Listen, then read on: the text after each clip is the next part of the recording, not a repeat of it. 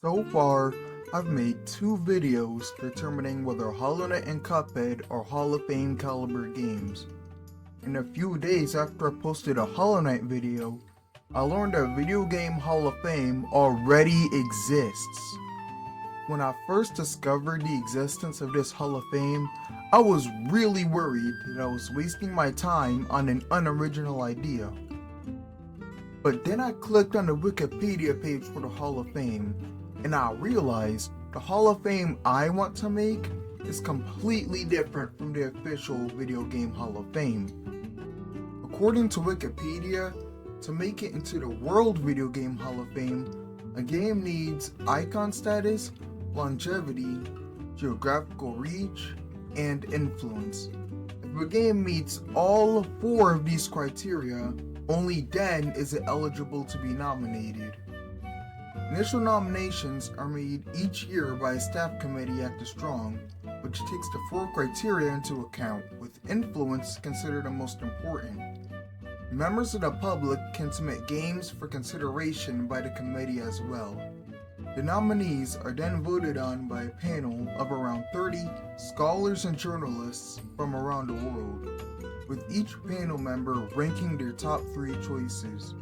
A public poll is also included, with the results counting as equivalent to a member of the panel. Before I speak on what's so different about my idea for a Hall of Fame, I want to show you the criteria and election process for the Pro Football Hall of Fame. According to Wikipedia, to be eligible for the Pro Football Hall of Fame, one of the most prestigious Hall of Fames in the world, a player or coach has to be retired for at least 5 years, while any other contributor is eligible at any time. Once eligible, fans may nominate any player, coach, or contributor by simply writing via letter or email to the Pro Football Hall of Fame. The selection committee is then polled 3 separate times by mail, once in March, once in September, and once in October, to narrow the list to 25 semi-finalists eventually. In November, the committee then selects 15 finalists by mail balloting. If you are a fan of video games, I can almost guarantee you've either never heard of the World Video Game Hall of Fame, or have never heard it brought up in a conversation about the quality of a game. But when it comes to the Pro Football Hall of Fame, not only is it one of the most iconic Hall of Fames in the world, but every fan of football will have discussions about who deserves to be in the Hall of Fame. The reason for this difference in fan commitment is simple. For the World Video Game Hall of Fame, the barrier to eligibility is so massive that your favorite game likely will never have a chance to make it in. So why discuss whether or not it should if it can't?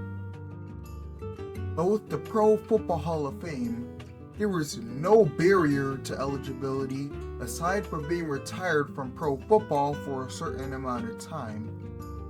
So because their favorite player is always eligible after a certain period, fans will always discuss why their favorite player deserves to make it in. And if a certain period of time passes and their favorite player still hasn't made it in, then a discussion of whether they're not good enough or were snubbed pops up. Because despite everyone being eligible, being inducted into the Pro Football Hall of Fame is seen as one of the most prestigious honors in sports, because it's exclusive and difficult to get into. Through this example, I hope you realize the Pro Football Hall of Fame is fan-oriented, leading to more engagement and discussion, but the World Video Game Hall of Fame feels elitist and history-oriented instead of fan-oriented, which leads to less engagement and discussion. I think the criteria for the World Video Game Hall of Fame are good reasons why a game should be inducted, but I don't think those should be the only reason. A Hall of Fame is meant to honor those who have impacted their fields in ways that resonate with their culture and community. And it's impossible to represent what means the most to people with a checklist. So I'm gonna take it upon myself to create the Community Video Game Hall of Fame. We could decide on a name later. The only requirement to be eligible is that the game has been completed for at least 1 year, and I make a Hall of Fame case video for said game. When I say a game has been completed for a year, I mean the base game plus any additional DLC has had its time in the sun for at least 1 year. For example, let's say a game came out in September 2025, but there was no hype for the game until around July 2026. The game isn't allowed to have a case video made for it until July 2027.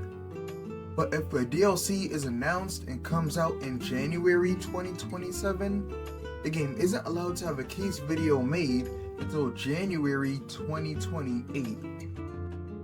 If a DLC is announced and comes out after we already made a Hall of Fame case video, we will determine its eligibility based on how the DLC might affect the game's Hall of Fame case. If the DLC harms or benefits the game's case, then I will make an updated case video. If the DLC doesn't impact the game's case, then no update will be made. The point of this is to ensure we can look at games as objectively as possible. For those of you who don't watch sports, a Hall of Fame case is basically what's special about the game that justifies a place in the Hall of Fame. The 4 eligibility criteria for the World Video Game Hall of Fame, each individually would work as aspects of a Hall of Fame case, so I'll use them as an example. If a game has massive icon status and influence, you should be able to use that to justify its place in the Hall of Fame. But let's say a game has only icon status. If its icon status is massive enough, that alone can justify a place in the Hall of Fame. These are just examples because for a creative art like video games, I believe there aren't specific things you need to make a Hall of Fame case. So because the goal of this Hall of Fame is to induct things that impacted the gaming community, the game's Hall of Fame case is going to primarily focus on what makes the game worth remembering for positive reasons, whatever that reason might be. At this point, some might think this Hall of Fame is too easy to get into, but let me tell you why it won't. Not only are individual games allowed in this Hall of Fame, but game companies, developers, series, franchises, collectives, and key members of the gaming community are all eligible for the Hall of Fame. Let's look at another idea, just so you can get an idea of just how much is eligible for this Hall of Fame by looking at Hollow Knight. Let's say Team Cherry makes 3 Hollow Knight games, each way better than the last. Hollow Knight can get into the Hall of Fame as an individual game, as a member of the Hollow Knight series, as a member of the 2017 indie class, recognized as one of the best years for indie gaming, and potentially as a part of the studio Team Cherry. And let's say all 4 of these made it into the Hall of Fame in the same year, then only one other member would be able to make it into the Hall of Fame that year, because we're taking a page out of the Pro Hall of Fame's book and creating exclusivity by how many we allow in at a time. My dream is to hold a yearly event where we take every potential Hall of Fame inductee and vote down to 10 finalists. Once we have 10 finalists, I want a community vote on 10 creators you guys want to have pick the 5 new members of our Hall of Fame. If it comes to the point where it feels too restrictive, I'll change it to 20 finalists and 10 new members. My goal is to create a Hall of Fame worth talking about. one where people feel inclined to celebrate when their favorite games make it in, and send me some nasty comments when their favorite game doesn't. Because that would mean my Hall of Fame means something to people. As a side effect to this Hall of Fame, hope that we as a gaming community will raise the standard as to what constitutes a good game.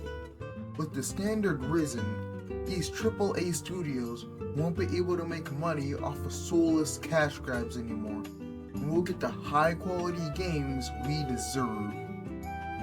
I'm aware that this dream of mine is extremely idealistic, but if we can grow this community and don't sell out, we can unite the entire gaming community once a year to celebrate the best gaming has to offer.